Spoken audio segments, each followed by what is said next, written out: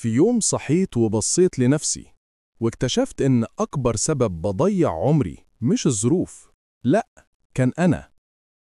كنت بكرر نفس الغلطة كل يوم، التأجيل. والأول مرة قلت كفاية.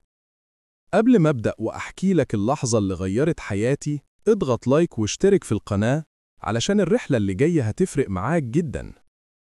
كنت كل يوم أصحى وأقول هبدأ بعد شوية، هعمل اللي ورايا بكرة، وكل مرة أهول أي مهمة لحد ما بقيت أحس إن كل حاجة صعبة وكل حاجة تقيلة. في يوم كنت ماسك الموبايل بقاله 3 ساعات بلا هدف، فجأة وقفت، حسيت إني مش بكسل، أنا بهرب. افتكرت جملة قريتها: العادات الصغيرة يا تبنيك يا تهدك. ساعتها فهمت إن مشكلتي مش الكسل، مشكلتي إن الكسل بقى عادة. قررت أبدأ بحاجة واحدة بس، خطوة بسيطة. كتبت ورقة، أصحى بدري نص ساعة، أرتب سريري، أقفل الموبايل أول ساعة بعد ما أصحى. ولما نفذت الحاجات دي حسيت لأول مرة إني قادر أسيطر على يومي.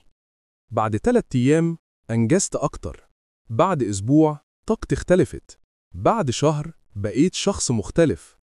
ليه؟ لأن الإنجاز مش بيجي بحماس مفاجئ، الإنجاز بيبدأ بخطوة بسيطة تتكرر كل يوم. لو شايف نفسك كسول، اسمعني، أنت مش محتاج حماس ولا مثالية، أنت محتاج خطوة واحدة بس، خطوة تكسر دايرة الكسل والباقي هيجي لوحده.